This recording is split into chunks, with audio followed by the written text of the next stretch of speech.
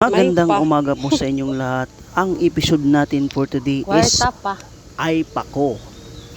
Ang benefits po ng pako ay napakarami po pala. Ayan, malalaman natin ngayon sa sinasabi ni Dr. Ano ba yan?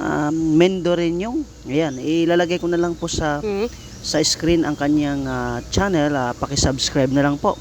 Siya po ang magsasabi na napakaganda talaga ng benepisyo ng pako. Ayan po, ilagay ko na lang po sa overlay ang kanyang sinasabi.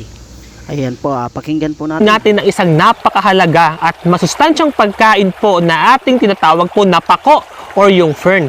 Ito po ay matatagpuan po natin sa Asian countries like Indonesia and Malaysia na ang tawag din po nila ay pako. Isa po siyang ornamental plant at vascular plant na may mahalaga pong pagkakataon na mabigyan tayo ng masustansyang pagkain. Number 1 po dito is mga minerals at mga vitamins, source ng mga calcium na pwede po at maaari pong makatulong po sa atin para po maging masustansya po ang ating mga kinakain at maging healthy po ang ating katawan. Kaya atin pong aalamin ang mga benepisyo po gaya po ng mga sumusunod. Number 1 po na pwede po nating makuha sa kanila is support the bone health. Isa po siya nagbibigay ng sustansya sa ating mga buto dahil mayaman po siya sa calcium na dala po ng kanyang mga berdeng pigment na source din po ng mga protina at ang mga mineral na gaya po ng calcium. So kung kayo po ay may mga pagkukulang po sa mineral gaya ng calcium, kulang po kayo sa gatas, bukod sa kumakain kayo ng mga berdeng pagkain, huwag niyo pong kalimutang kumain po ng pako. Number 2 nating tip is yung help to reduce the symptoms ng mga premenstrual symptoms o yung mga syndrome, yung mga babae po na pasyente na para pong nagkasumasakit ang kanilang puson bago po sila reglahin. So maliban sa mga iniinom yung mga pain reliever, huwag niyo pong kalimutang kumain po ng pako. Bukod sa mura po ito, affordable po at available po sa anumang palengke, lalong-lalo na po kung kayo po ay nasa probinsya. Yung ating pangatlong tip mga kaibigan is promotes optimal function ng ating mga nerve. So sa mga pasyente po natin na nakakaramdam po ng pangingimay, pamamanhid ng ating mga kasukasuan, bukod sa mga B-complex na inyong iniinom, ito po palang pagkain po ng pako ay nakakatulong po sa atin para po mapagana ang ating mga nerve, maiwasan po natin ang mga pangingimay, pangmamanhid ng ating mga kasukasuan ng inyong mga paa at inyong mga binti. At yung next tip natin is excellent source siya ng phosphorus. Ito po kasing phosphorus po ay meron pong kahalagahan sa ating katawan dahil siya po ang nag-utilize ng mga source ng ating mga taba, fats, and carbohydrates po para po hindi po tayo tumaba po. So sa mga nagjejeta po dyan, hindi nyo naman kailangan talaga magbawas ng pagkain. Kailangan nyo lamang pong kumain po ng masustansyang pagkain at isa po dyan ay pagkain po natin ng pako. Yung ating panglimang tip is pack ito with iron. So mapapansin nyo mga kaibigan, hindi lang po sa pag-inom po ng ferrous sulfate, kailangan nyo rin pong kumain po ng mga berdeng pagkain. At ito pong pako is napaka-edible. Mabilis po siyang kainin, madaling makain po at mabilis po siyang ma-digest at punong-puno po siya ng fiber. At ito po ay isa sa mayaman pong source ng iron. At ang ating pang-anim na tip is ito po ay isang source ng vitamin A. Ito pong vitamin A ay nakakatulong po para po luminaw ang ating mga mata. So mapapansin niyo po sa mga probinsyano, kapag po sila ay mayaman sa mga mabubunga at mga madadahong pagkain gaya po ng pako, ito po ay nakakatulong po para po malabanan po ang pagkalabo ng kanilang mga mata. So number 7 tip po natin is prevent the development of cancerous cell. So madalang kayo makakita sa mga probinsyano na meron pong cancer dahil po mayaman po sila sa mga pako at masustansyang pagkain. Ito po kasi is meron po siya mga antioxidant properties gaya din po ng vitamin C na ating matagpuan po sa iba't ibang klaseng mga prutas. At yung ating pangwalong tip is yung great for the heart. So hindi lamang po apple or mansanas ang atin dapat kainin.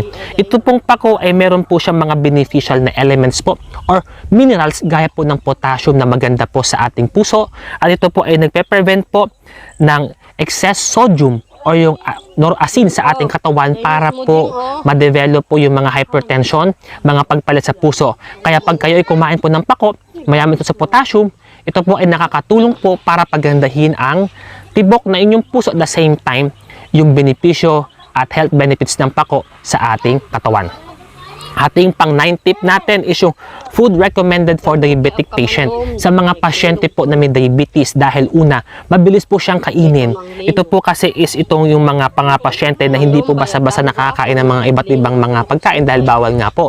So ang pako po ay mabilis lamang po yung kainin. At the same time, ito po ay nagpapa-prevent ng sugar sa ating katawan.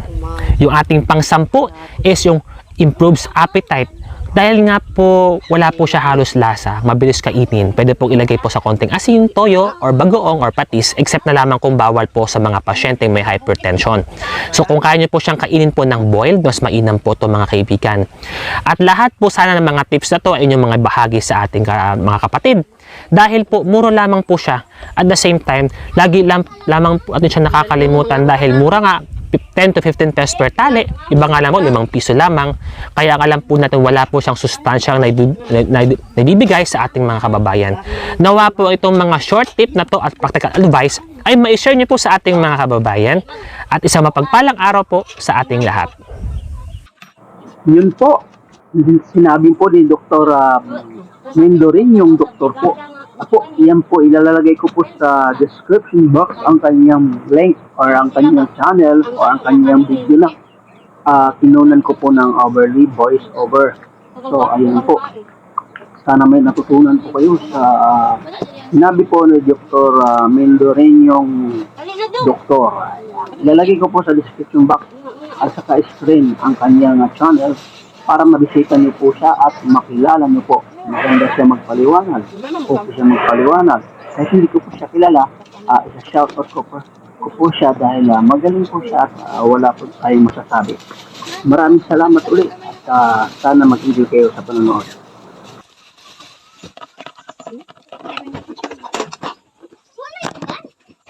Gusto naman di nga uban. Naaman diri ati o demonyo.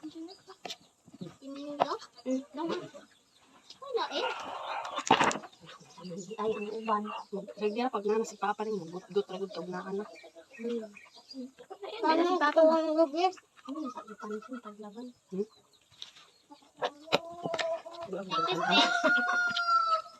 Sana ko, hi.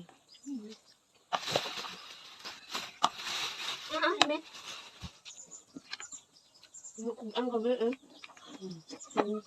Pumantalan, pagpambusin.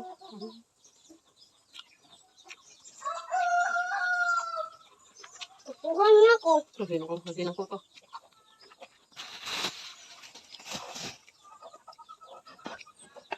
Ay, mamugat. Ayaw mo gasay. Kagami natin kabitawag ko kami ko. Da ako. Kamang kaya. Hindi mo gulay-gulay. Mama isda. Nga, karni. Pili lang ka. Pipino. Pipino.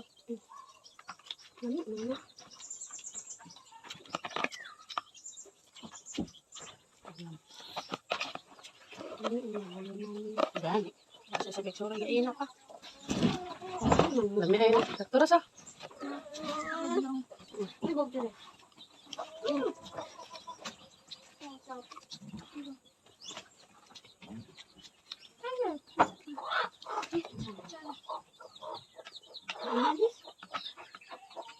Busog pa ko. Taong ko at kaya. Busog ko ang jangkod. Bakit ka mga piyan? Yung tubig. Hmm? Yung tubig. Ha? Hindi na kaya ako dito. Parang tulo. Basta yan. Huh? Hindi na. Kinsa na? Amo. Dito. Naamit ko. Kakaon na si ate na ini. Busog pa ko. Ano pagbusok? Gusto na ako unod. Ano, parihasan galing sila. Uy, diri ka.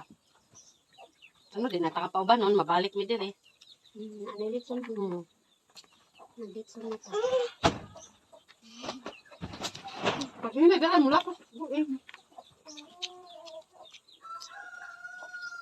Hindi ka nakabigyo na ba ka? Patron ko. Hindi naman siya taas. Gusto ko nalilis ng ice niya. Hindi ako sa kapan. Kaya mo tayo kita, makaubos sa isa pang sobrang nakatignaw. Ano ko sa tingnan.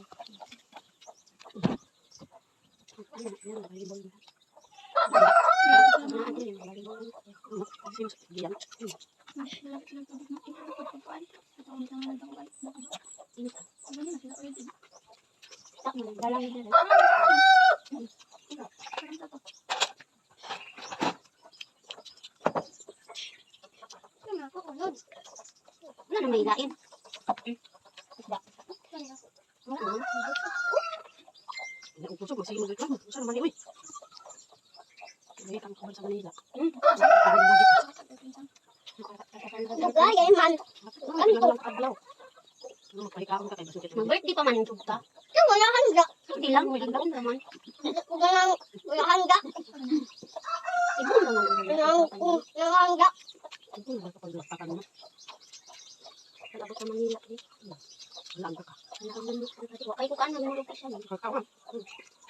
Kami ang kami ulong. Asa sa kami. Saka sa kaya. Kabit ba? Kano?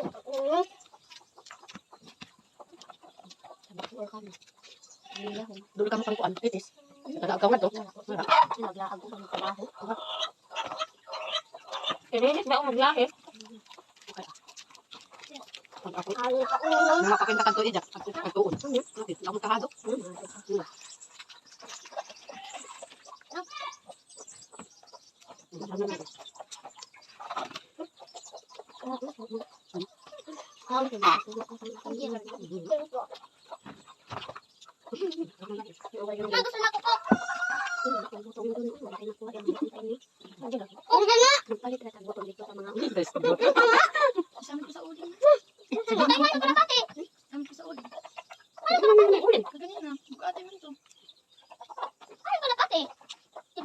Wala pa sa kuan. Gagawin ng taan.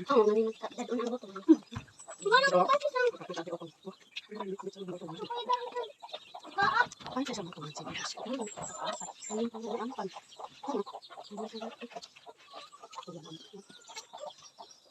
Kamu yung kuha ko tamo tamo ko. Kuha na dapat.